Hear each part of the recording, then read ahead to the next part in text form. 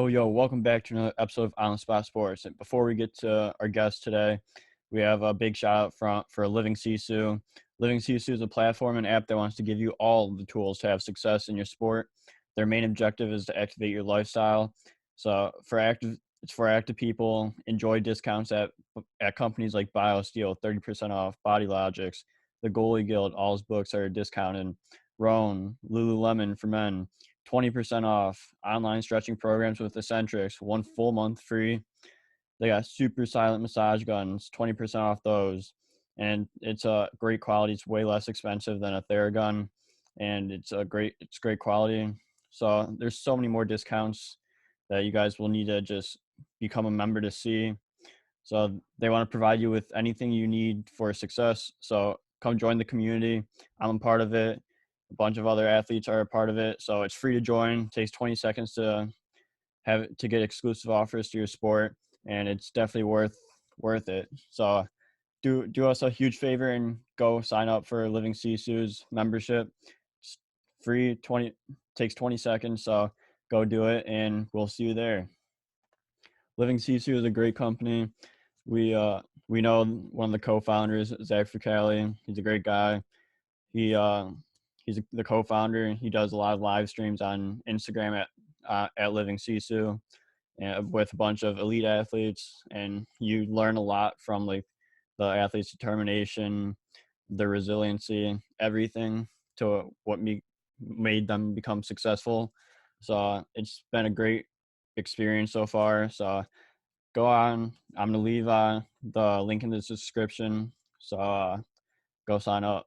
Welcome back to another episode of On the Spot Sports. I'm Jack, and today's episode we're joined by a very special guest, current professional hockey player Farrell Reny. Dylan most recently spent time in the Federal Prospects Hockey League with the Danbury Hat-Tricks in the 2021-22 season.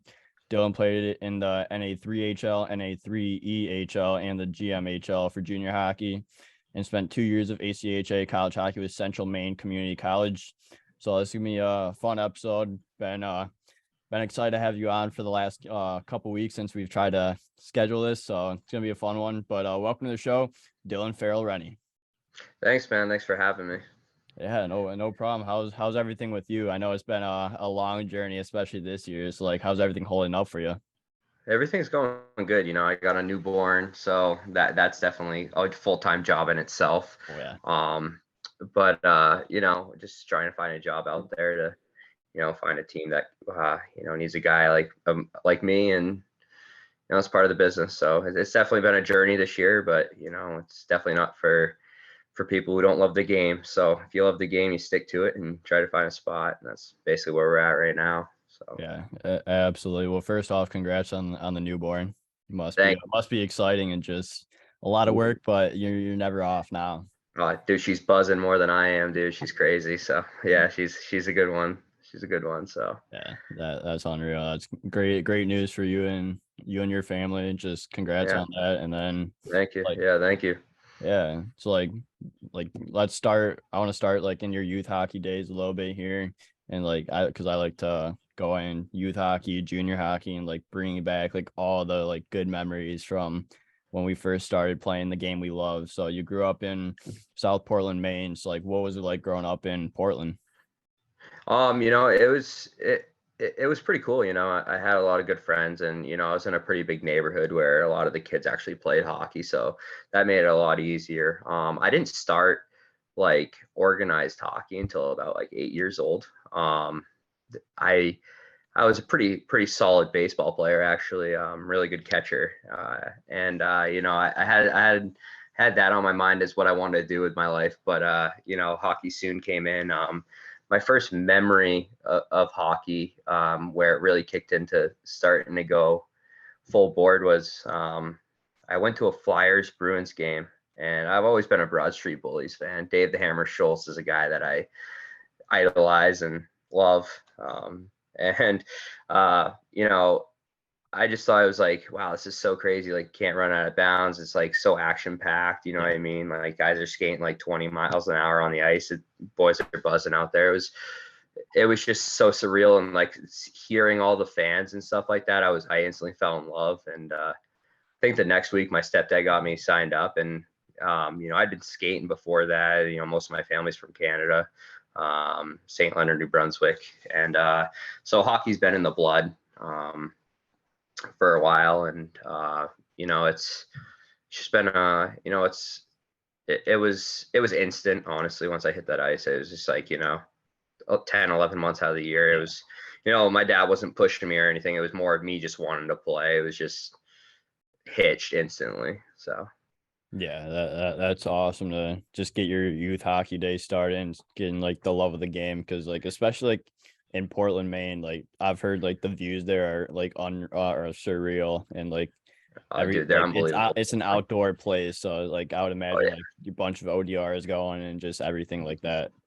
Oh yeah, we had outdoor rinks in every kid's backyard and had some really nice ones in a couple of other neighborhoods too. I mean, we had some ponds around here. 5 minutes down the road near a high school, there was a sweet setup, and you just go there and play, pond hockey all day. And you don't get you go there at like 7 a.m. Off the ice till like 9, 10 p.m. when they close down. So it was a daily thing, like every day, and it was unreal. The views here are absolutely unreal. um Last week obviously was Valentine's Day. Me and my fiance went out to like the famous DeMillo's um uh restaurant on the water, and it's just, you live here your whole life, but you still just are like, wow, this is crazy. So it's pretty cool. It's a small state with like big city vibe when Yeah. you're in the heart of Portland. So it's pretty sweet. So I'm pretty lucky to live here. Just picture perfect memories and just like the views and everything. Like, are you a big outdoor guy too?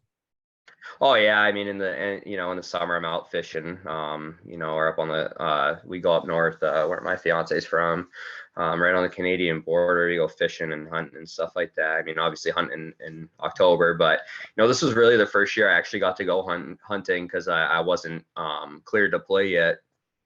So every year you're usually right, like you're starting your season out in August, September, maybe late September once you get into the pro ranks. But you know, going to camps and stuff like that, you just never really had time to do any of those fun things. Like people always are amazed that like you've never been skiing or snowboarding. Like, no, I don't know how to do that, bro. Yeah. But it, like, first winter going hunting, it was unreal. Didn't get anything, but just the experience, it was awesome. My fiance's dad he's a legend in Maine, and he a big buck club, and he's like 10th biggest buck in Maine Oh, history. And yeah, he's a Maine guide, so it's pretty solid. I have a good teacher out there, but you know uh, it was definitely weird not going to the rink every day. you know yeah. Yeah, and it's just like a nice place to like, even though like hockey wasn't there like this year, especially like in the summer, like you're still doing stuff outside, getting away from the rink. So that probably like oh makes yeah. you want to come back even more, like when you did get cleared from injury and all that, just to get grinding again.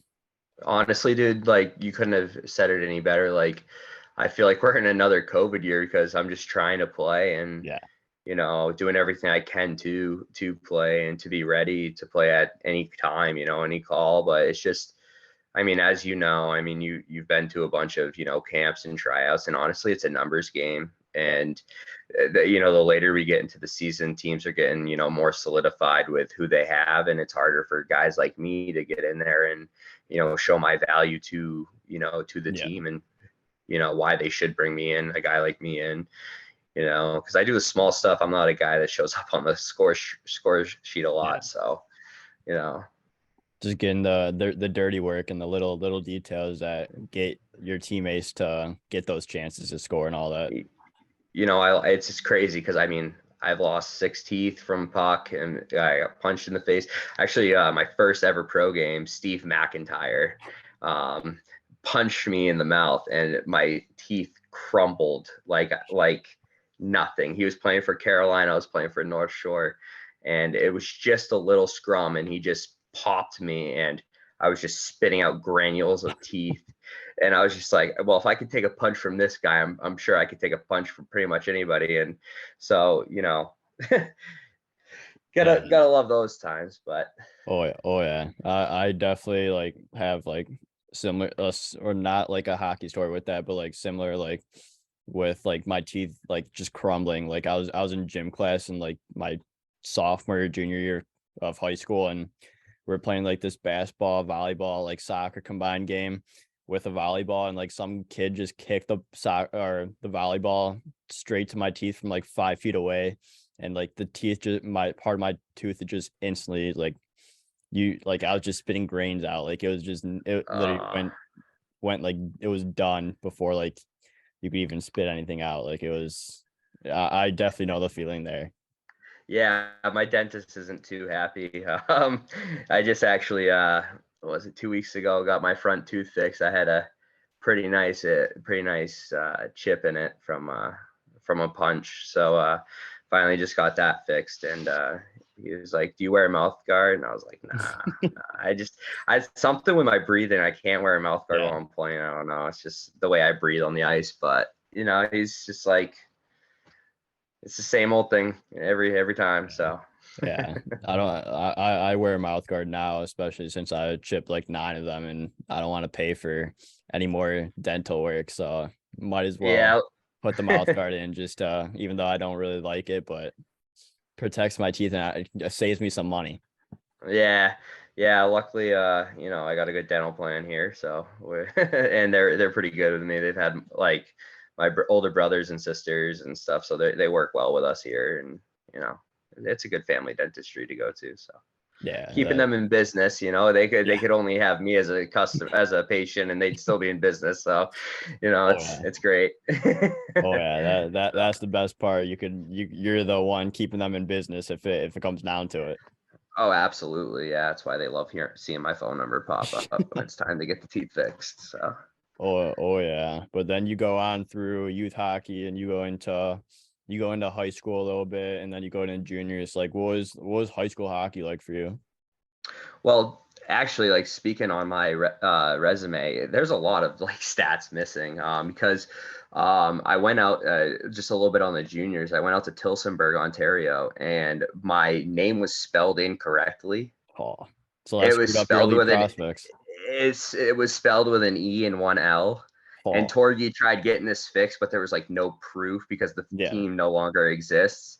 But I was there for like 9 games. I had like 5 goals and 3 assists as a defenseman. I had like 53 penalty minutes. It was the G show. But in high school was fun, especially in Maine.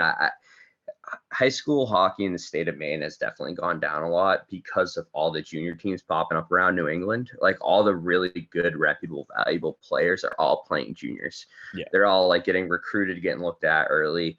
So it's sad because Maine high school hockey used to be such a big hit. Like I remember growing up watching my cousins Nick and Derek play at Biddeford High School, winning the state championship 3 out of the 4 years, and packed house. I mean, no standing room. Like you had to jump over people to try to see the ice. It was unreal. And like my freshman year was honestly the last really big year of high school hockey here in the state of Maine. Um, it was sad. There was always a few teams that were just powerhouses, but a lot of teams are now co-opt, so they're like combined, which it's just sad to see because it used to be like really big rivals, and now those rivals are one team. Yeah. But you also got to look at it from like juniors expanding. It's giving kids more of an opportunity to get their name out there. In high school, I had a really great career. Defensively, my coach, he's a beauty. Joe Robinson decided to switch me on to defense, and so I was always like a forward, but I had no idea what the fuck I was doing out there, man. Like, let's just be honest. Like, I was skating around with a chicken with my head cut off. I had no idea where to go, dude. Like, I had no positional like Awareness or anything like that. exactly. Like I was a good hockey player. I could Yeah. skate. I had a nasty shot, dude. Like every time the puck touched the stick, like it was going in, or like I was killing the goalie or something like that. But I just had no positional. I think it was because it didn't allow me to see the ice fully. Yeah. So, as a trial one game, he put me out there and I had like 9 block shots. I had 2 Genos from the top, one T. Oh yeah, one T bomb, dude. Place went electric. It was nuts. It was a good time. I ended out my career, sophomore in high school with I had most goals as a defenseman in the state of Maine, and most power play goals in the state of Maine. My senior year, I got the Hobie Baker Character Award, which is just basically like, the guy around the community and the locker room guy, basically what Hobie Baker stands for, the excellence or on and off the ice. And I was an all-state defenseman and all-conference defenseman, so it was great. It was a fun time.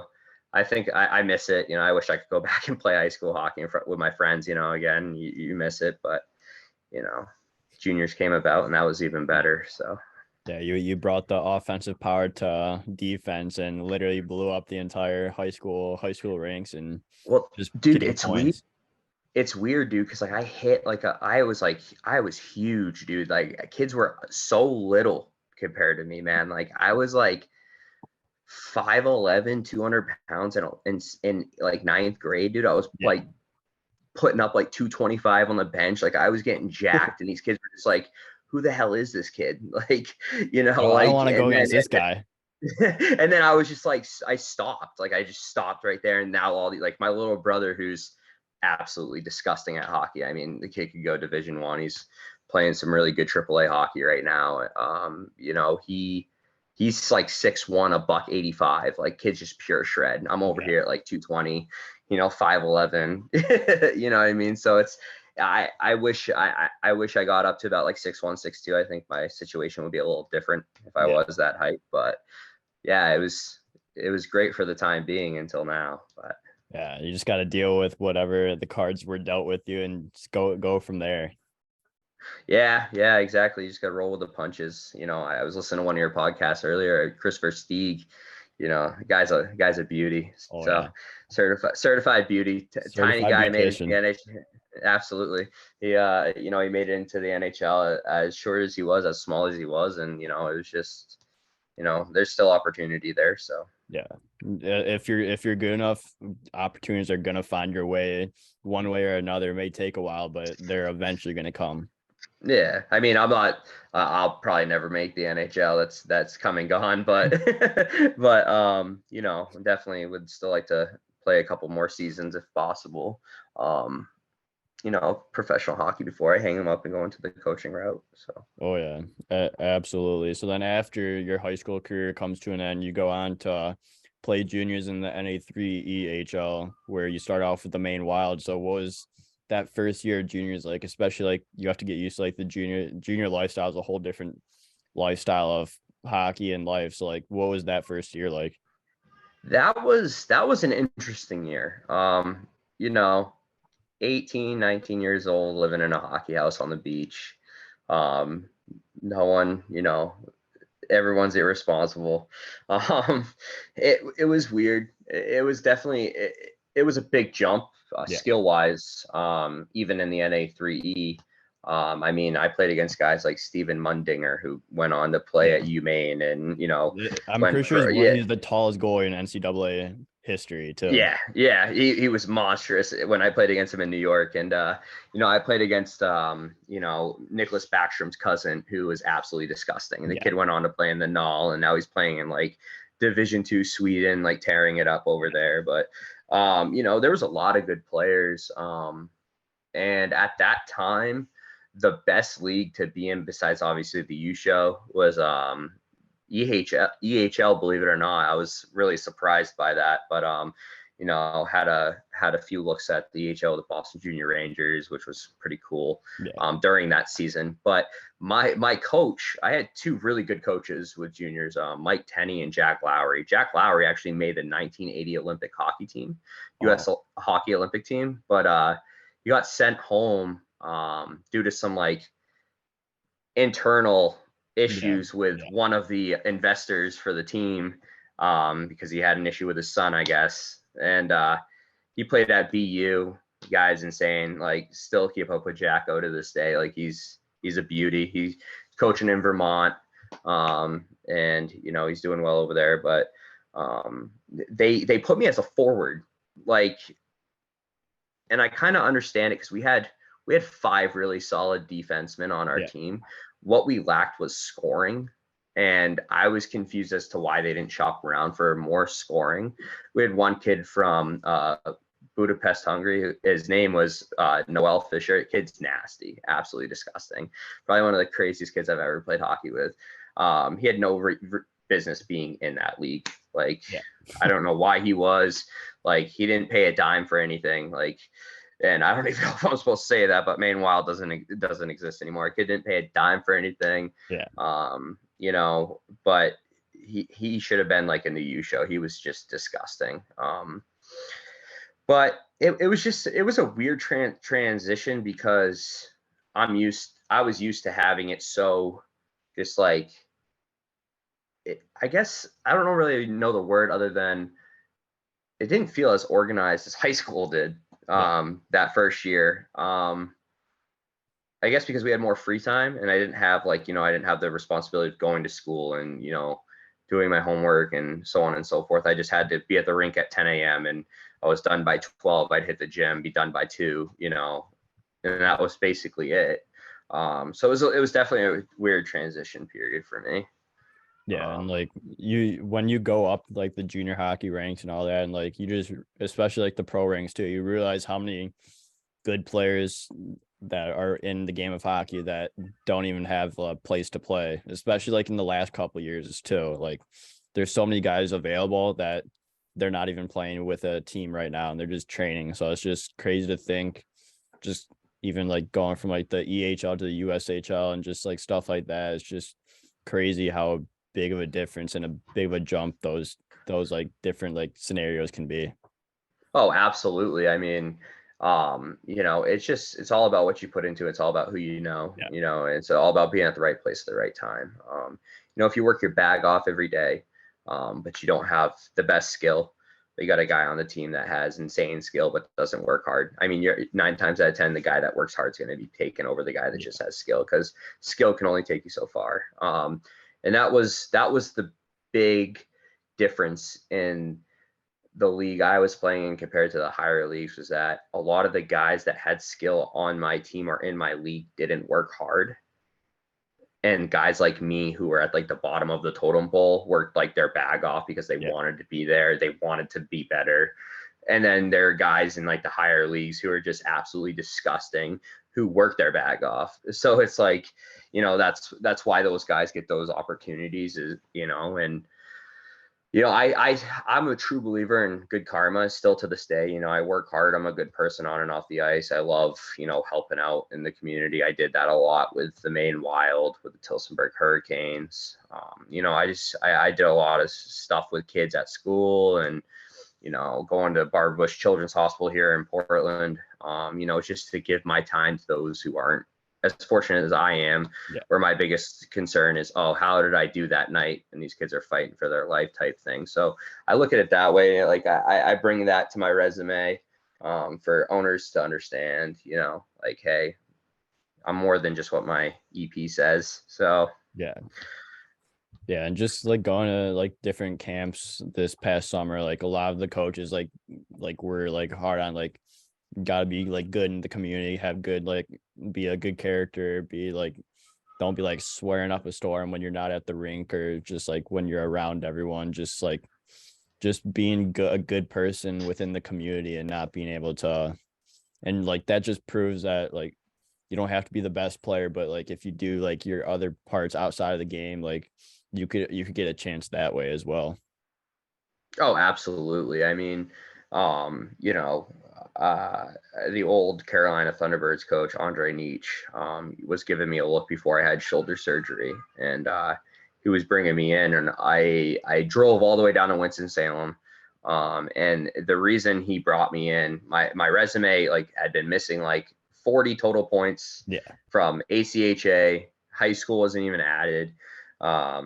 So probably like 80 points because I had 40 in high school that aren't even on my EP, but points that just weren't added. But he looks beyond EP and wants to know what type of person you are, and he knew how valuable I was out in the community, on and off the ice, the guy in the locker room type thing. So I was sad to see him go up to the Florida Panthers as a scout, which is great for him.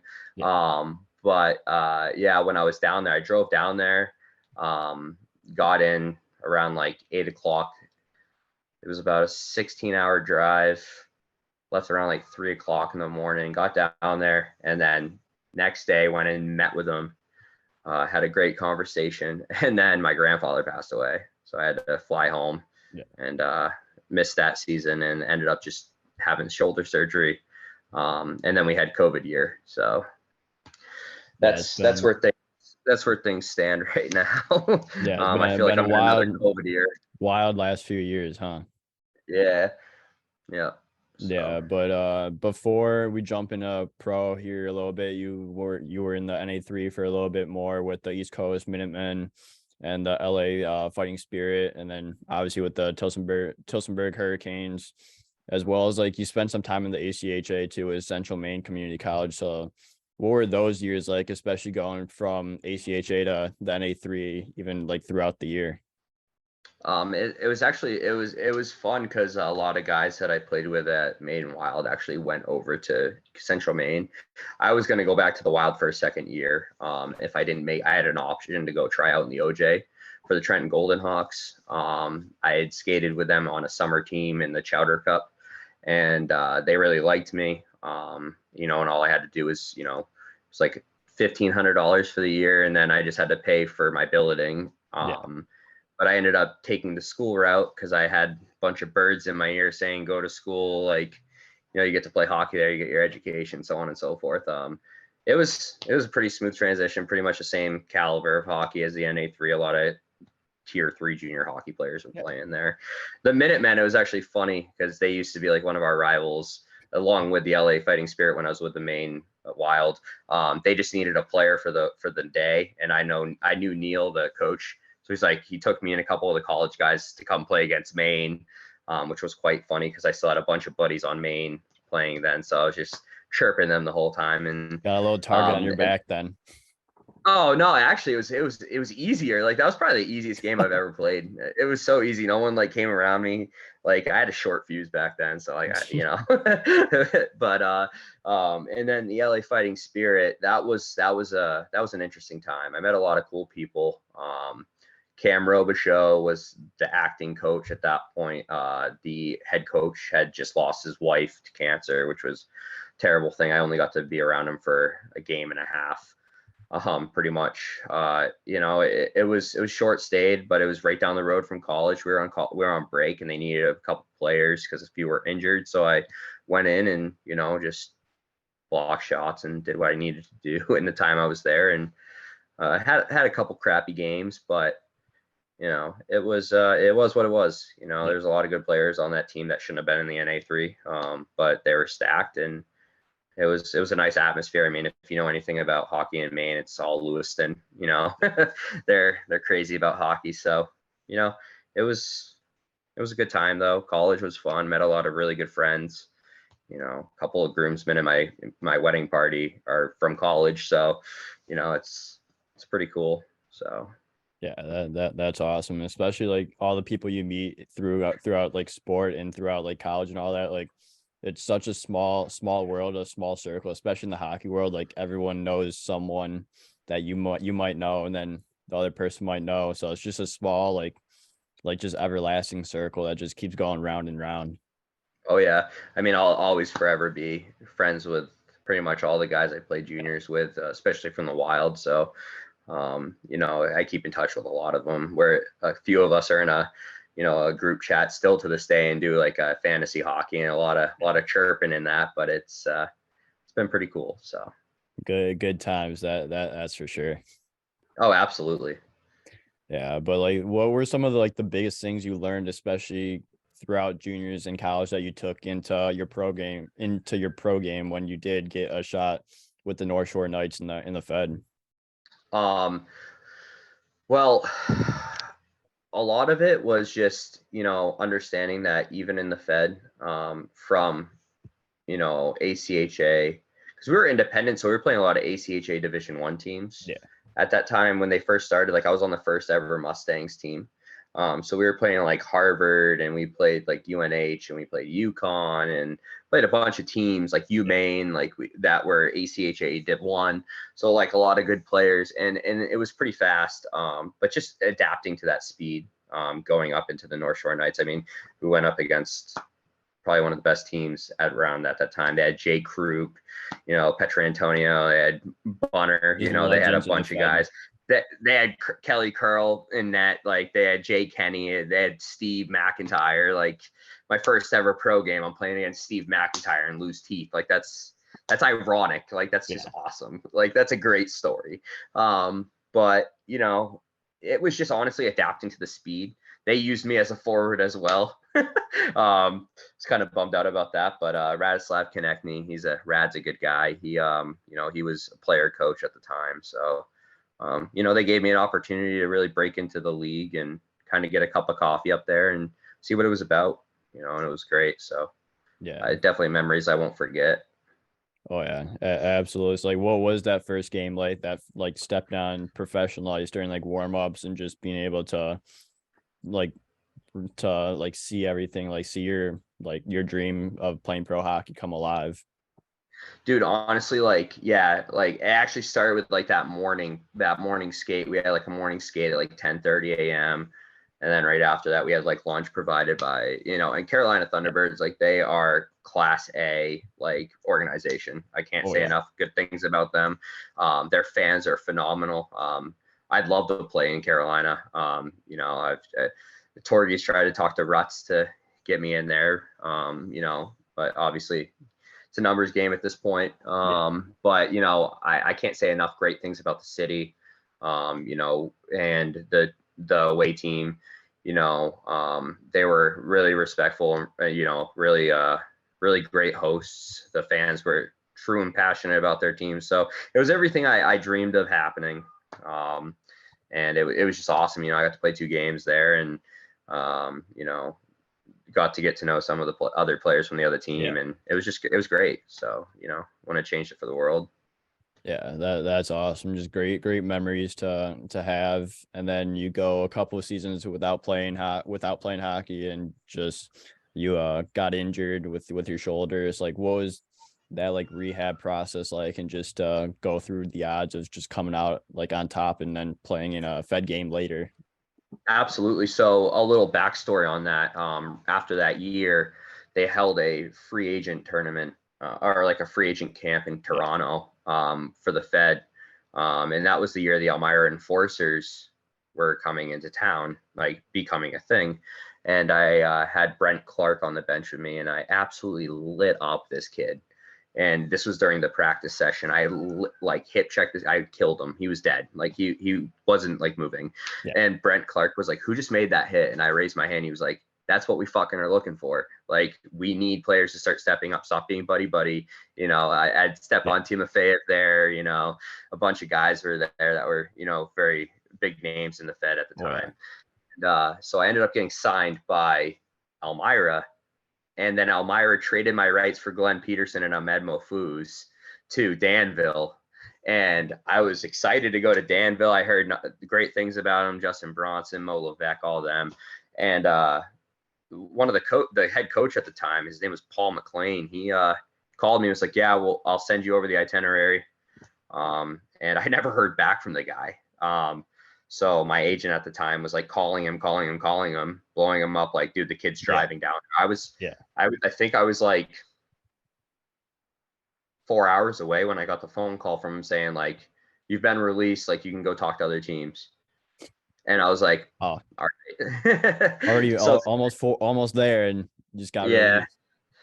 So Menor was interested, but I ended up just staying home, and training, getting better, so that when I am ready to go, more of a mental thing than anything. Going through some mental health issues at that time with anxiety and stuff like that. So getting the help I needed for that, and then just training and being the best that I can be when that time comes. That's really what happened there. The injury, I got hit from behind really cheaply. Complete panlabral tear. Had surgery on it, and then got cleared to play, and COVID hit. So it's basically what happens where we're at. So yeah. So then you after that, after you got through with that injury and were cleared, you continued training, and then you got in a game with the Danbury Hat-Tricks in 2021-22. So that was last year. You got into a game there. So like, what was it like going to Danbury and getting another taste of the Fed. Dude, I was really excited because I had talked with Billy. I was like, Billy, give me a chance. Like, you won't regret it. And like, Yeah. it was, I remember this vividly. We were up north at my fiance's house on Christmas. Get a phone call from my agent. You're going to Watertown, New York. I'm like, oh shit, okay, when? And he's like, now. And so we drove 4 hours home to get the gear, pack up the luggage, get in the car. My fiance is 4 months pregnant at the time. Like, where this is hilarious, like typical Fed gas league story, bus league story. And I get there and the game was delayed 3.5 hours because the Oh, what was bus that for game? yeah, Danbury's bus broke down. Yeah. So they're like running around and stuff. The place was packed. I mean, they were sold out. And then they were like, yeah, the game's gonna start at 11 p.m. so in walks the boys, and Johnny Ruiz, stand-up guy, Johnny McDonald, Frankie McClendon, all those guys that were awesome. Vinny Susi, just some great guys.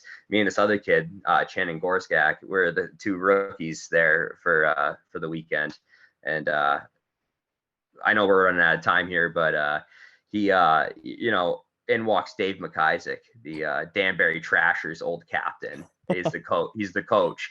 And so I was like, all right, I got to do something to impress him. So long story short, I asked Justin Coachman to go. He said no. So and more nicer words, he said I wasn't worth it.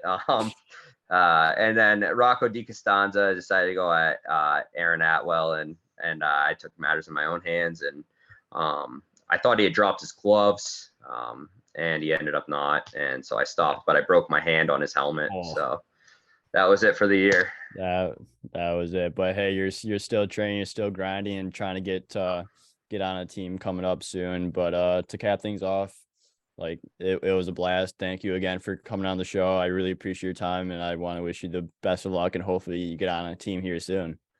Yeah, likewise, brother. Keep grinding, man. I appreciate you having me on here, and best of luck to you too.